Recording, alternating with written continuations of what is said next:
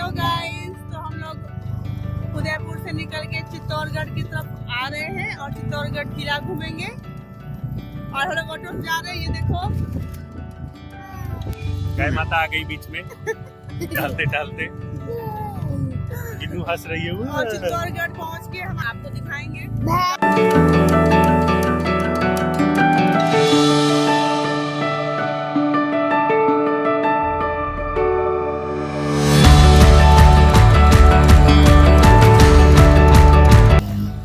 दोस्तों, आपने great wall of China तो सुना होगा, लेकिन क्या आपने ग्रेट वॉल ऑफ चित्तौड़गढ़ का नाम सुना है?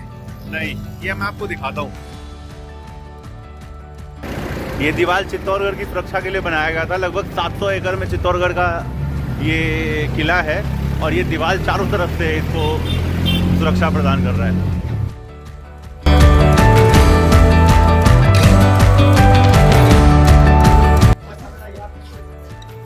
तो गाइस, हम चित्तौड़गढ़ पहुंच चुके हैं। चित्तौड़गढ़ पैलेस, जहाँ रानी पद्मावती का महल है, और वो हम विजिट करने के लिए आए हैं।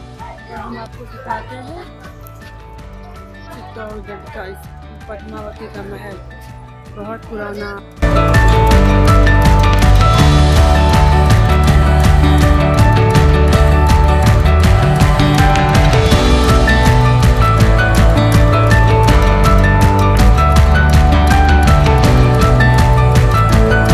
चित्तौड़गढ़ का बहुत फेमस मंदिर है,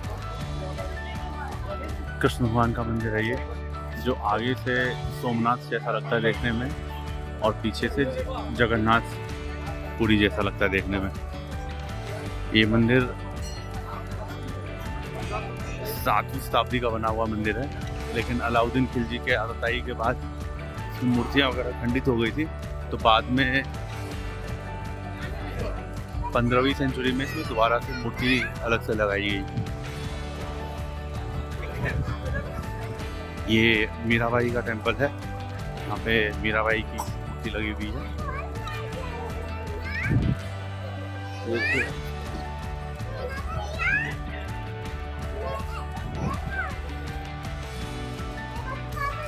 राजा कुंभ ने ये बनवाया था, दोबारा से इसमें मूर्ति लगवाई थी।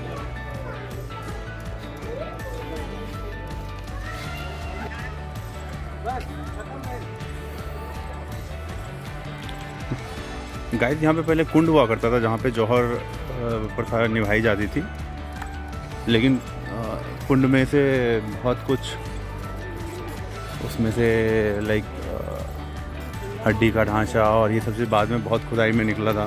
तो फिर बाद में गवर्नमेंट ऑफ इंडिया ने इसे यहाँ पे बना के एक पार्क टाइप का बना दिया। यहाँ पे इसके ऊपर पूरा इसको कवर कर दिया गया। तो वो कुंड तो नज़र नहीं आ रहा, लेकिन हाँ मतलब जगह वही है। सामने वाला जगह जहाँ पे दाग किया जाता था राजाओं को, और उनके सती का जब होता था तो यहाँ पे दाग किया जाता था इस वाली जगह पे।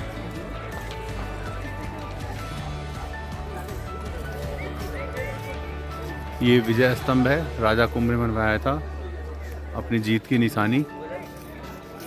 अगर आप देखेंगे तो ये डमरू शेप में नजर आ रहा है, नीचे से चौड़ा, ऊपर से चौड़ा और बीच में थोड़ा पतला, क्योंकि राजा कुंभ महादेव के भक्त थे।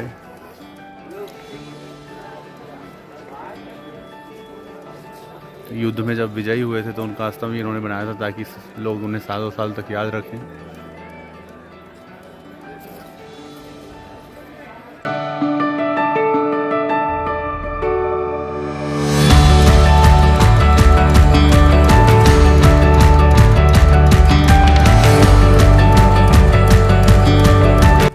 रानी पद्मिनी का जो जन्म हुआ था वो श्रीलंका में हुआ था। वहाँ से फिर उन्होंने राजा रतन सिंह के साथ शादी करके चित्तौड़गढ़ की महारानी बनी। यहाँ पे जो राज दरबारी थे उन्होंने संगीत के माध्यम से उनकी सुंदरता की वर्णन करी थी, जो अलाउद्दीन खिलजी तक भी पहुँचती है। फिर अलाउद्दीन खिलजी उनकी सुंदरता पे मोहित हो गया। उन्होंने देखने का मतलब अपना इच्छा जाहिर किया। उस समय पे पर्दा प्रथा का सम्मान होता था, तो महारानी ने सीधा ही मना कर दिया कि भाई हम नहीं दिखा सकते। उसके बाद फिर भी उसने लड़ाई करी, बाद में उसकी शर्त को मान ली गई, तो फिर उन रानी को प्रतिबिंब के रूप में दिखाने के लिए तैयार हुआ। इस महल जो अभी आप देख रहे हैं, यहाँ पीछे उनका एक पर्सनल तालाब था, तो वहाँ पे सीढ़ियों पे वो बैठ गई और फिर उनकी प्रतिबिंब पानी में दिखी और वो एक झलक राजा अलाउद्दीन खिलजी ने देखा। कुछ मान्यताओं के हिसाब से अगर मैं बात करूं तो बहुत लोगों ने मना भी किया है कि नहीं ऐसा कुछ हुआ नहीं था, लेकिन जो जायसे कवि थे उन्होंने ये लिखा है कि ये मतलब ऐसा हुआ था। अगर आप देखें तो ये सामने जालीनुमा जगह आपको दिखेगी, तो यहाँ पे बिठा के राजा रतन सिंह के सामने उस तरफ एक तालाब है, तो तालाब में उनकी एक छवि दिखाई गई थी। छवि को देख के ही अलाउद्दीन खिलजी इतना मोहित हो गया और उनको पाने की मतलब चाहत आ गई उनके अंदर। तो इस चक्कर में फिर उन्होंने बाद में चित्तौड़गढ़ पे हमला बोल दिया। लड़ाई 8 महीने चली। 8 महीने में फिर जो राजा रतन सिंह थे उनका इंतकाल हो। राजा के इंतकाल के बाद फिर अलाउद्दीन खिलजी ने रानियों पे हमला बोल दिया। तो रानी ने करीब 1500 औरतों के साथ इसी महल के बीचों बीच जौहर प्रथा का निर्वाह किया था। उसमें 1500 औरतें एक साथ आग में कूद गई थी। ये बहुत ही दुखद घटना थी इतिहास की, लेकिन उन्होंने महारानी ने जो है अपनी अस्मिता को बचाए रखने के लिए ये कदम उठाया था। उनका ये महान जौहर इतिहास में हमेशा के लिए दर्ज हो गया और हम हिंदुस्तानी उस पर बहुत ही गर्व महसूस करते हैं।